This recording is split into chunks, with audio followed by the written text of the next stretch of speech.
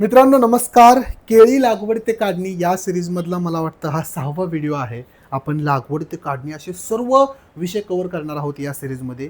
सर्वात महत्त्वाची गोष्ट कृषी डॉक्टरला लगेच फॉलो करून घ्या, जेणेकरून तुम्हाला सर्व व्हिडिओ पाहायला मिळतील. 6व्या व्हिडिओमध्ये आपण पाहणार आहोत की केळी लागवडीसाठी जर शेतकरी कंद म्हणजे बिजवाईची निवड करत असतील तर त्यांनी कोणती माहिती लक्षात ठेवणं गरजेचं आहे, कुठल्या गोष्टीवरती लक्ष देणं गरजेचं आहे, किंवा ज्या शेतकऱ्यांना कंद आणि बिजवाई लावायची आहे त्याने कशी लावावी याची तुम्हाला माहिती याच्यामध्ये मिळणार आहे. म्हणून व्हिडिओ खूप महत्त्वाचा आहे. व्हिडिओ प्रयत्न करेन छोटा बनवण्याचा. व्हिडिओ पूर्ण पहा. व्हिडिओच्या शेवटी जर तुम्हाला माहिती आवडली तर नेहमीप्रमाणे हा व्हिडिओ तुमच्या इतर केळी उत्पादक शेतकऱ्यांबरोबर शेअर करा. चला तर तुमचा वेळ न घालवता आजच्या व्हिडिओला सुरुवात करूया. पुढे जाण्या अगोदर नेहमीप्रमाणे एक सूचना. आपल्याकडे वेगवेगळ्या पिकांचे शेड्यूल आहेत, जसं की सोयाबीन, गहू, हरभरा, कांदा, कोथिंबीर, खरबूज, कलिंगड आणि ऊस. कापूस देखील आपल्याकडे आहे.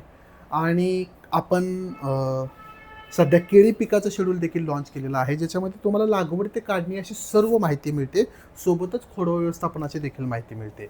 माहिती मराठीमध्ये असते. जवळपास 50-60 पानांचं हे शेड्यूल असतं. PDF स्वरूपामध्ये खरेदी केल्यानंतर तुम्हाला व्हॉट्सअप नंबरवरती पाठवण्यात येतं. याची किंमत ₹369 आहे. खरेदी करायचं असल्यास डिस्क्रिप्शन बॉक्समध्ये या सर्व शेड्यूलच्या लिंक आहेत, तिथून ऑनलाईन पेमेंट करा. 5 मिनिटाच्या आतमध्ये तुम्हाला शेड्यूल तुमच्या व्हॉट्सअप नंबरवरती पाठवण्यात येईल. ही झाली सूचना. या सूचनेबद्दल काही शंका असल्यास स्क्रीनवर दिलेल्या व्हॉट्सअप नंबरवरती आम्हाला लगेच मेसेज करा. सूचना समाप्त.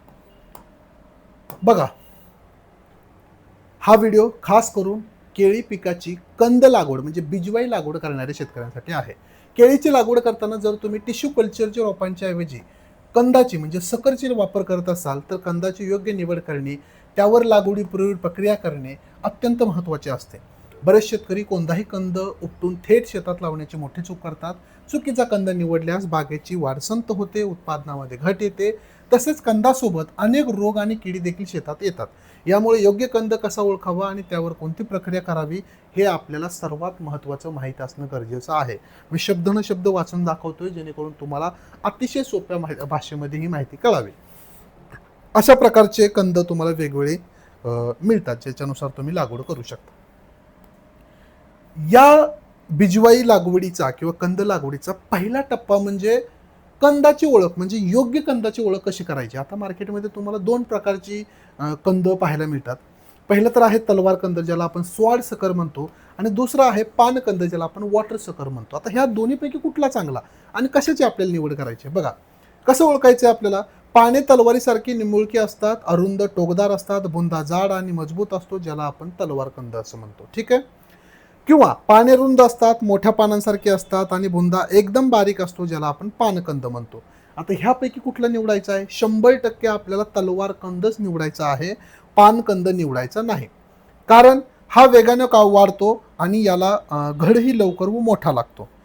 आता पानकंदाचा काय तोटा. याची वाढ संथ होते आणि उत्पादनाला तुम्हाला मोठी घट त्या ठिकाणी पाहायला मिळते. म्हणून तलवार कंद, ज्याला स्वाड सकर म्हणतो, हेच आपल्याला लागवडीसाठी वापरायचे आहे जर तुम्ही केळी पिकाची कंद निवडून लागवड करत असाल, सकरची लागवड करत असाल. ठीक आहे.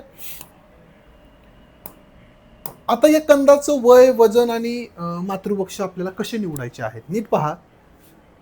कंदाचं वय जर आपण बघितलं, वय आणि वजन बघितलं, तर लागवडीसाठी निवडलेल्या कंदाचे वय हे 3 ते 4 महिन्याचे असणं गरजेचं आहे. आणि वजन जवळपास त्या ठिकाणी 500 ग्रॅम पासून 1-1.25 किलोपर्यंत तुम्ही कंद त्या ठिकाणी निवडू शकता. खूप लहान किंवा खूप मोठा कंद त्या ठिकाणी निवडू नये. ठीक आहे. वय आणि वजन असं करतो तुम्हाला समजलेलं आहे. मातृवृक्ष, ज्याला आपण मुख्य झाड म्हणतो, ज्या मुख्य झाडाला चांगला, निरोगी आणि मोठा, बघा 3 गोष्टी आहेत, चांगला, निरोगी आणि मोठा घड लागला होता, त्याच झाडाचे कंद निवडायचे आहेत. थोडासा अट्टास आहे. आपल्याला वाटतं की हे शक्य आहे का. हो, कारण हीच पहिली पायरी आहे. हिथंच तुम्हाला थोडेसे परिश्रम आणि अभ्यास करायचा आहे, जेणेकरून पुढे चांगले रिझल्ट येतील. काय टाळायचं आहे आपल्याला नीट बघा. आजारी, उदाहरणार्थ करपा किंवा कुजवा रोग असलेल्या झाडाचे कंद अजिबात घ्यायचे नाही आहेत. ठीक आहे. बरोबर. म्हणजे फक्त कंद चांगला आहे पण झाडाला कुजवा, करपा, फूरफूर होता, असे सुद्धा त्या ठिकाणी तुम्ही टाळू शकता. कारण अनुवंशिक त्या ठिकाणी रोगाचा प्रसार होण्याची शक्यता असते. ओके. आता याचा पुढचा अनेक महत्त्वाचा टप्पा कुठला. कंद काढण्याची आणि छाटणीची योग्य पद्धत कुठली आहे बघा. आता कशा प्रकारचा अवजार तुम्हाला वापरायचा आहे. कंद मुख्य झाडापासून वेगळा करताना तीक्ष्ण कुदळीचा किंवा कोयत्याचा वापर करायचा आहे. मुख्य झाडाच्या गड्ड्याला, आपण ज्याला कॉम असं म्हणतो, धक्का लागणार नाही याची काळजी घ्यायची आहे. ठीक आहे, अवजार झालं. छाटणी कशी करायची आहे? कंद जमिनीतून बाहेर काढल्यानंतर त्याचा वरचा पानांचा भाग कापून टाकावा. बुंद्याच्या वर फक्त 15 ते 20 सेंटीमीटर म्हणजे 6 ते 8 इंच भाग शिल्लक राहावा. अशा प्रकारे तुम्हाला कंद काढायचा आहे आणि त्याची छाटणीची योग्य पद्धत तुम्हाला निवडायची आहे. ओके. आता लागवडीपूर्वी, ठीक आहे, कंदाचं सिलेक्शन आपण केलं, कंद कसा काढायचा ते देखील आपण पाहिलं. आता कंद लागवडीपूर्वी कुठली गोष्ट अनिवार्य आहे, म्हणजे कुठल्या गोष्टी कंपल्सरी आहेत जे तुम्हाला करायच्या आहेत? पहिली पायरी म्हणजे स्वच्छता. प्रक्रिया का गरजेची बघा, टिश्यू कल्चर रोपण निर्जंतुकीकरण असतात, पण कंद थेट शेतामधून काढलेले असल्याने त्याच्यासोबत निमॅटोड किंवा खोडकीड किंवा बुरशीचा प्रादुर्भाव होऊ शकतो. म्हणजे जी काही टिश्यू कल्चरची रोपं असतात त्यांना एवढी प्रक्रिया करण्याची गरज नसते, पण जे कंद असतात त्याच्यामध्ये हाय चान्सेस असतात की मेन प्लॉटमध्ये काही कीड जे रोग आहेत ते आपल्या प्लॉटमध्ये येण्याचे, म्हणून प्रक्रिया 100% करा. स्वच्छतामध्ये काय करायचं आता क्लिनिंगमध्ये? कंदावरील सर्व जुन्या मुळ्या पूर्णपणे कापून काढाव्यात. सडलेला करपलेला भाग विळीने किंवा चाकूने त्या ठिकाणी तासून काढावा. प्रक्रिया करण्यापूर्वी कंद एकदम स्वच्छ पांढरा शुभ्र दिसायला हवा, जे आपल्याला कंद प्रक्रिया करायची आहे. हे झालं, क्लिनिंग झालं पूर्ण.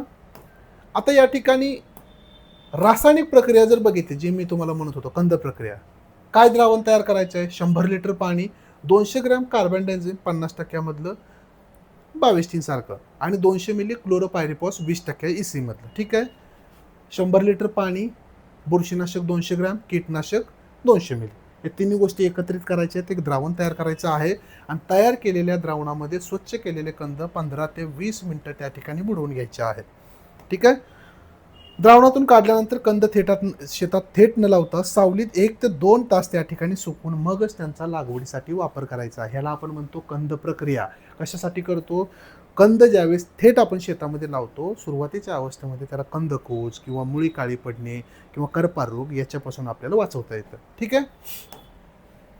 थोडक्यात निष्कर्ष काय आहे बघा, कंद लागवड करताना नेहमी तलवार कंदाचीच निवड करावी आणि बीज प्रक्रिया, ज्याला आपण कंद प्रक्रिया म्हणतो, 100% करायची आहे. विदाऊट कंद प्रक्रिया कधीही भिजवाई लावायची नाही. स्वच्छ केलेला औषध बुडवलेला कंदच तुम्हाला कीडमुक्त बाग आणि भविष्यात भरघोस उत्पादन देऊ शकतो. याचसाठी आपण हा व्हिडिओ बनवला होता. ठीक आहे, आशा करतो तुम्हाला माहिती कळालेली आहे. बघा, आपलं जे शेड्यूल आहे केळी पिकाचं, ते टिश्यू कल्चरच्या रोपांसाठी आणि कंद लागवडीसाठी, ह्या दोन्हीसाठी चालतं.